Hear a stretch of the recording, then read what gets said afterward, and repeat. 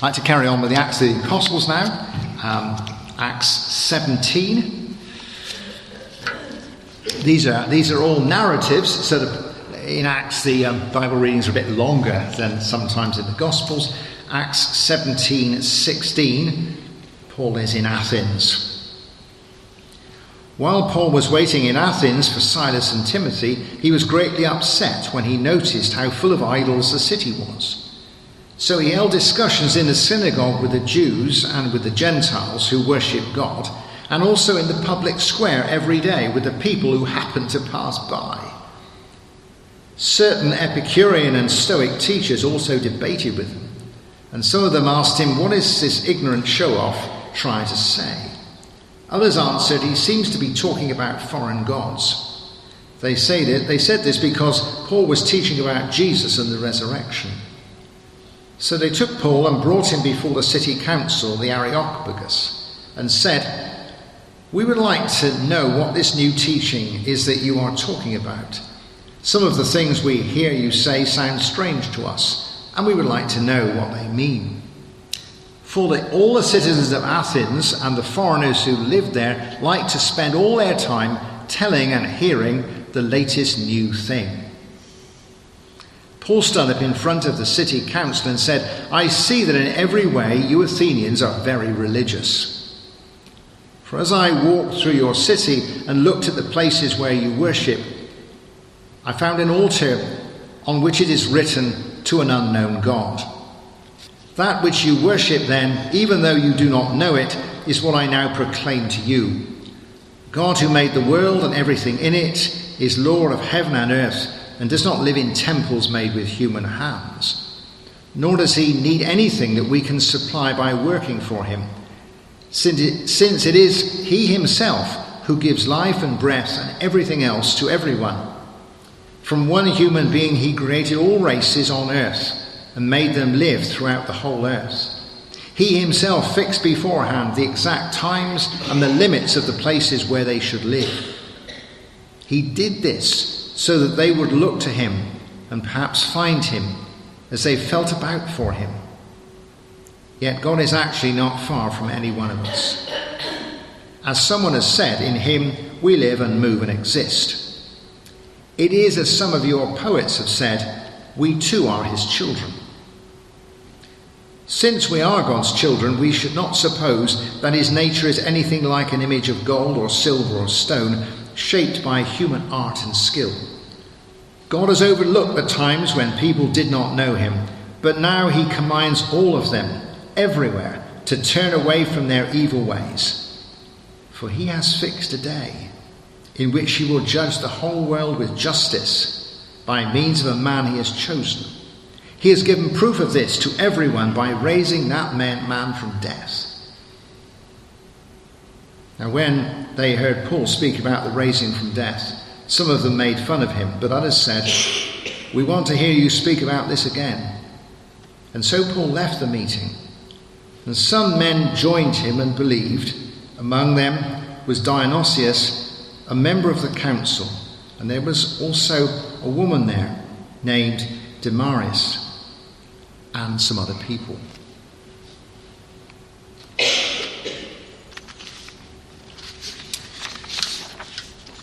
Don't know how many of you have been to Athens, but normally in Athens it is not like this.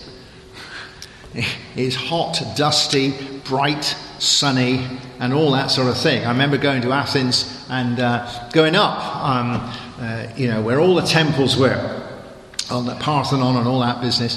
And it's extraordinary how many temples, even with ruins, how many temples there are there. It was a complete sort of city of temples and city of squares and city of public places and a city in Paul's day, although it was no longer a great imperial power. The Romans loved it. It was their cultural, philosophical centre, like a sort of a very early university town. And everybody indeed was interested in philosophy and in theology. And in those days there was not really a firm line between the two.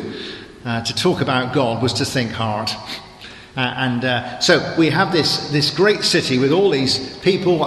They would have had sort of wine bars there and beer houses with lots of conversation in the streets, and also formal disputations, as they would call it, rhetoric in the squares, and right on the top of the hill where there was more formal discussion and debate. This was the place where Plato and Aristotle had been, and Cicero, and all these kind of people. And so this was an amazing place. And the sun almost shines there as well.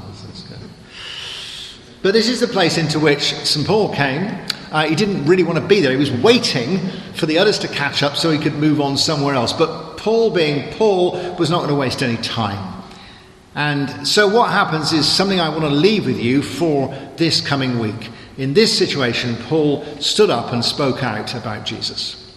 This was not a situation of where there was mob rule. He wasn't pulled before the governor. He wasn't whipped and thrown into jail.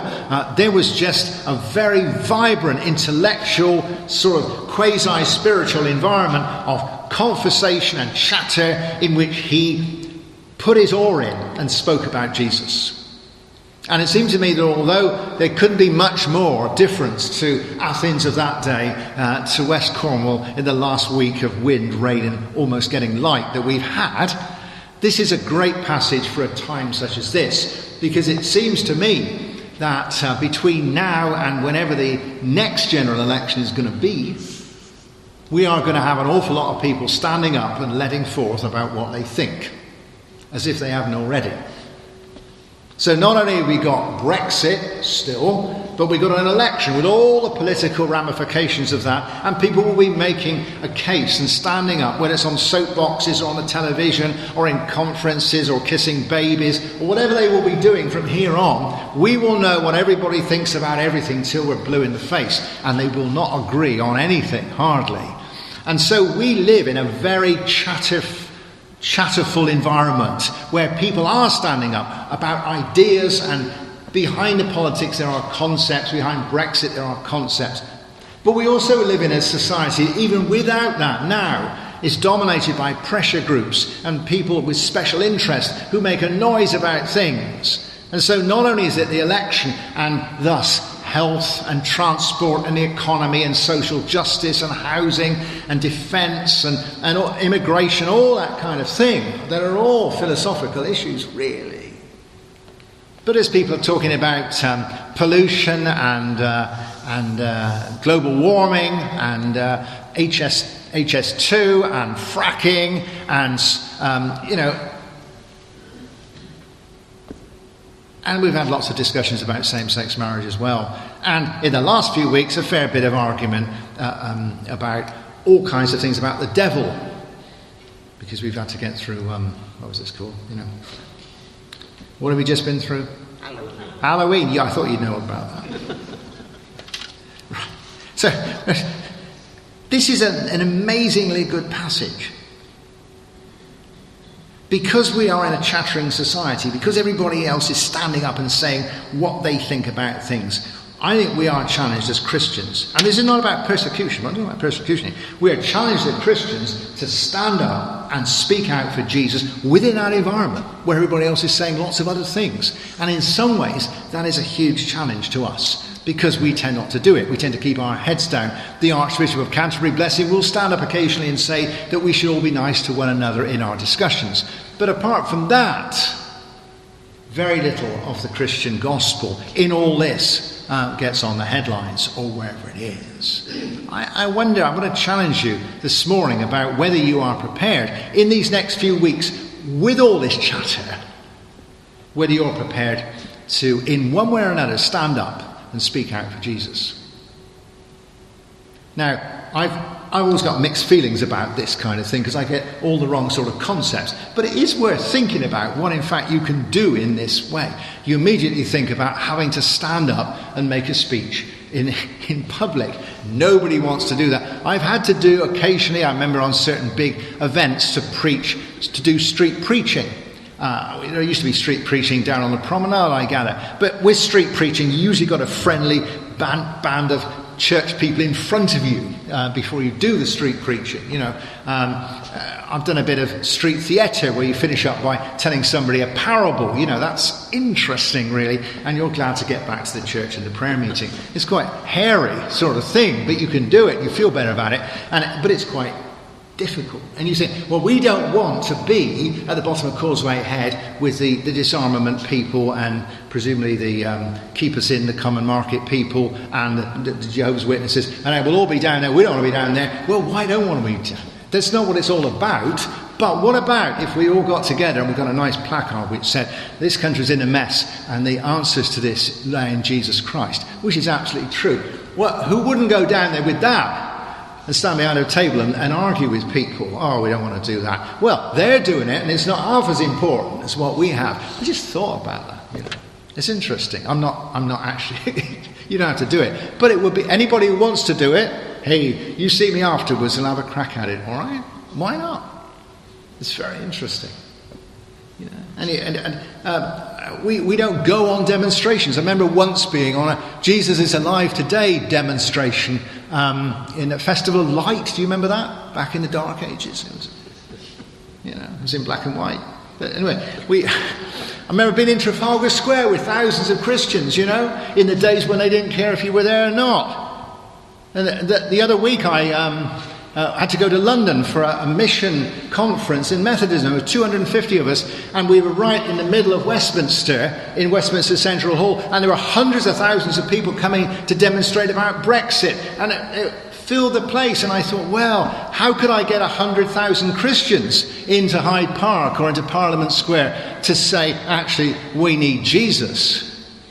And you say, well, we're not going to do that, are we? But it's much more important to talk about Brexit. And I went up there because I'd been asked to go up there, and they paid my rail fare. The rest of the train was full of people who pay their own fares. Who of us would pay up to £100 to go on a train to London to demonstrate for the presence of the gospel of Jesus Christ in Hyde Park, especially if it was raining? Perhaps a minibus. So we're not going to do that, but it's just a challenge, isn't it, to stand up and speak out. And although that's not what it's all about, it's a bit of what it's about, isn't it? It's a bit of what it's about. But what I just want to challenge you in a more practical way, perhaps this morning, is that you will be in lots of conversations in the next few weeks. They could be conversations on email, on social media, in coffee shops, around with odd people you're talking to, or whatever it is, the conversations that you have. Are you prepared to, as is appropriate, to stand up and speak out for Jesus in those conversations? Which does not mean you suddenly become super religious. But I would suggest that if you're in a conversation with a group of people who aren't Christians, when you say, normally, well, what I think is, if you say, well, as a Christian, actually, this is what I think, you've just put a wedge in there, and Jesus is brought in. Now, if you're in another group of people, which perhaps slightly more religious, or whatever, you might say, well, actually, I think we have a different take on this. The Christian way is, or actually what it says in the Bible is, and you go on, not to preach a sermon, but you go on with much the same conversation as you have before. You don't have to be an expert in politics, and it doesn't matter which side of the Brexit thing you're on, and it doesn't matter which party you're going to stand, but you are giving a Christian take on it. I think it'd be worth a try. Now, just two or three things to pull this together from how Paul proceeds, you see. It seems to me that St. Paul is prepared to have conversations with people and talk about the things they want to talk about. Lots of people are talking about lots of things. We do not need to go in and say, actually, this is the wrong conversation, we need to talk about Jesus. In that day, Paul talked, he says, doesn't he? He says, I am all things to all men to win some for Christ. In some cities he went to, which were fairly small, agricultural, he talked about the God who brought the rain and the sun and made the crops grow. They were urban people. Everyone knows about that in Athens, In other places, he went to speak to the Jews, and he talked about the Old Testament, about prophecy, and what the prophet Isaiah said, and the Messiah, and then he talked about the cross and forgiveness. These Athenians had never heard of this. They didn't believe in the Old Testament. They didn't know who the Jews were. It was a pointless. He wanted to talk about what they wanted to talk about, which was the gods, philosophy, how the gods related to the created order, how many gods there were, whether the gods were interested or not. In our terms, they wanted to talk about the meaning of life and the size of the universe. They didn't want to talk about the prophet Isaiah. They didn't want to talk about the crucifixion. They needed to, but that's not where he started. He talked about what they wanted to talk about so that he could finish where he wanted to finish. We tend to start where we want to be and we don't finish anywhere. But in our conversations, people will be talking about something. Whether it is Brexit, whether it is plastic on our beaches, or whether it is the problems of the England rugby team. They will be talking about something. And in a natural way, I need, like St. Paul was, to be prepared to talk about what people talk about. To have a general interest, rather than saying, well, so let's begin, What do you want to talk? What are you talking about? Because that's what they will be talking about. And it won't be, well, what's going to happen between now and the election? Well, it'll be the beginning of Advent. No, it's not a good start. It is true, but it's not a good start, I looked at my diary. I thought between now and all this great chattering period, I'm really working out the whole Christmas programme. It is important what in your home group you are doing for your Bible study, but that is not a good place to start, Some of you, we were talking about the Bible Society. We were talking the other day, because we were doing a Bible Society thing at the moment, on that very old video that the Bible Society produced years ago about person to person, about sharing the faith. And in one of those, there's a great bit where the guy is a very nice, warm Christian. He has a plumber or electrician in, and he gives him coffee, and he does all the things you do. And then he says, and tell me, have you been washed in the blood? Which is a very pertinent question, but does not go down well, you see. He doesn't want to talk about what a guy wants to talk about. So let's just, like St. Paul would. You want to talk about Brexit? I'll talk about Brexit. Not, I don't want to know about that anymore. You want to talk about politics? I'll talk about politics. You want to talk about, plastic bags on the beach? We'll talk about plastic bags on the beach, or healthcare, or waiting times, or whatever it is, we'll talk about it. Because that's what you're talking about. And then you see what Paul does is he finds common ground with them.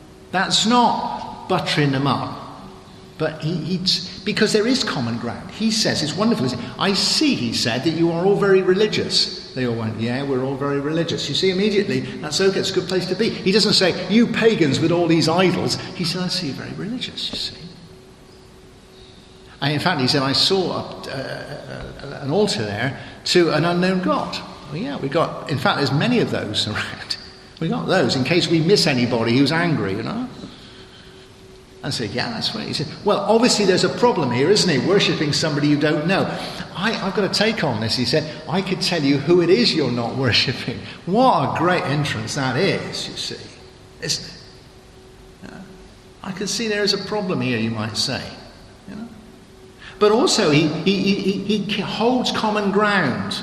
So, for instance, he says, of course, God is not a God who lives in temples. And all the philosophical-minded people and all the more intellectual people say, well, we know that. The temples are really for the plebeians. The temples are just to keep them happy, a kind of metaphor. They knew that. Yeah, okay, they're not. And then he says, and of course, God doesn't need anything from us because he's made everything. And the more wise and perceptive people say, yeah, that's absolutely true as well.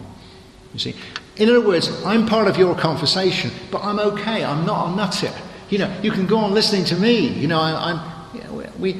So you can say things like, yeah, well, we all believe, don't we, that we ought to deal with pollution. Now, we don't know where we're going with that. There'd be an argument about whether it takes more energy to make a plastic bag or a paper bag. But we all believe that we should stop polluting the world, don't we? We have a common ground on that. Yeah. We all believe that we should, well, hopefully, most of us do anyway, believe that we should have good relationships with our fellow nations. You know, we disagree on how that should be done, but we all agree. That's common ground, isn't it? We all believe in social justice, how you achieve that, you see, but we have that common ground, and he does that. We don't immediately go out and start talking about the second coming and the destruction of the world and all this sort of thing. We have some common ground, because otherwise it's not going to work, this conversation. And then he throws in a few quotations, which are quite good, aren't they? This, in thee we live and move and have our being. Actually, that is a quotation, I had to read this up, by a Cretan poet, a poet from Crete, and it relates to Zeus, the father of the gods, his son honouring his father. You can't much more pagan than that, can you? But it still resonates with them. As the commentator says, in Paul's search for a measure of common ground, he is, so to speak, disinfecting and rebaptizing the poet's words for his own purposes. Quoting Greek poets, sharpened his message. Interesting, isn't it, you see? Sharpened his message. And so again, the other one where it says, a different poet, again talking about Zeus, you can't go far wrong than that, for we are also his offspring. Which means that you might be able to bring in a common sort of thought, which has got nothing to do with the subject. We might be encouraging a group of people in a conversation about something, and you said, I don't know, well, let's get it done. Well, that's going to become quite a big thing at the moment. Whatever Boris means by that, I don't know. But it doesn't matter. What it means is it's something on people's minds. Or perhaps something like from Henry V, you know, when we're saying, once more unto the breach, dear friends, once more, which I've often said to people whilst trying to do a difficult job. You see, we know what it means, once more into the breach, dear friends. But the fact of the matter is that the next word is, or close the wall up with our English dead, which is not exactly one here at all. And it is said by Henry V, written by Shakespeare, so probably never said by Henry V at all. It doesn't matter, does it? You've got the feeling about it.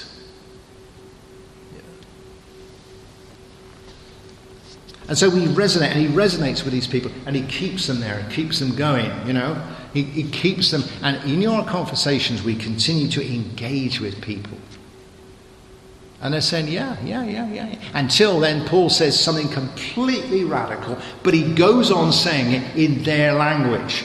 It's like playing Scrabble. He doesn't say, I'm a Christian, so I'm throwing the board up in the air. He says, I'm a Christian, so I'm going to put some new words on here.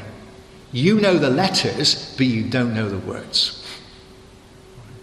He says, I want to talk to you about God. You want to talk about God? I'll tell you about God. God relates to the world by creating the world. A lot of them were pantheists. They believed that the God was the spirit of the world. A lot of them were, they believed in lots of different gods. You know, they were polytheists. He said, no, one God made the world. They don't like it, but they can understand it. They're engaged with it. This is something new. And this God created it from one man, sort of nod to evolution, you know, not spat it out of the clouds or some mystical thing. He got him, made it. Oh, right, okay, that's big and new. And this God has his hand on everyone. And he knows who they are, and he puts them in place, and he's infinitely involved. The Epicureans believed that gods had a good time, and they didn't care about humans at all. All this was new, but it was in their language, and they were engaged. And I think if we could just, in an informal way, take a conversation, and having said, well, Christians got a different take on it, you see, and people are going to say, well, so what is that take? You know? And so perhaps somebody's talking about pollution and the destruction of the planet. And most people we can find common ground about, that we are custodians of the planet. The more selfish people are going to say, we need to look after the planet because we need to look after ourselves. The more intelligent will be saying we need to look after the planet because we have a duty to our children and our children's children. Or some people who are more sort of eco will be saying we have a duty to the penguins, you know. But we could say, well, we don't have common ground on that, but actually the Christian take on this is God's world. We are custodians under him. Unless we have a responsibility to him, not just to them. That's different. Well, that's completely new thing. But it's their language, isn't it, you know? Or we need to relate well to the people around us in Europe and in the third world because we are all children of God, not because the third world will invade us if we don't look after them. And so that take, it just pushes in. But above all, what it does is what St. Paul does. It actually brings the whole idea of Jesus into the conversation. You don't have to have a unique theory about everything to be a Christian, but you have a take on it. And of course, St. Paul, in the end, finishes up with the resurrection of Jesus. Never try and leave out Jesus by being diplomatic, because he is the answer to the whole thing. Even if somebody says, well, the whole thing is a mess, and you say, yeah, it is a mess, which really is why we need Jesus. Or it's a dead loss. Well, that's why we need Jesus, because in Christianity we believe in resurrection. We believe in a new beginning. And for a new beginning, you need a dead loss. You know? And so that sort of brings it through. And you haven't preached a sermon, and they haven't written you off, and you were one of the more interesting people in the conversation. And even in that intellectually hostile environment, people even on that day believed. And that's a huge take. Not a lot of people believe, but it's a big move to talk about a God who makes and a resurrection of Jesus. And some people believed on that day. So this week I just challenge you in this chattering period. Whoever you're talking to, whenever you get into a conversation, try saying, rather than when everybody's had their say, rather than say, well, I think, say, well, as a Christian, I think. Or, well, we Christians have a different take on this. We agree with you on this, and this. But actually, well, actually, the Bible's very good on this. It actually tells you that. And just put your oar in and let people say, oh, yeah, you're right. Well, you tell us what. They used to say that to me as a student. You tell us what you think, what the church thinks, what the Pope thinks. Anybody thinks, you tell us, you're supposed to be the Christian. Get an opening, just for a chat. So that the next few weeks of noise will not ignore Jesus, but that Jesus will be spoken out. We will stand up and speak out for Jesus. It's an opening because people are very worried.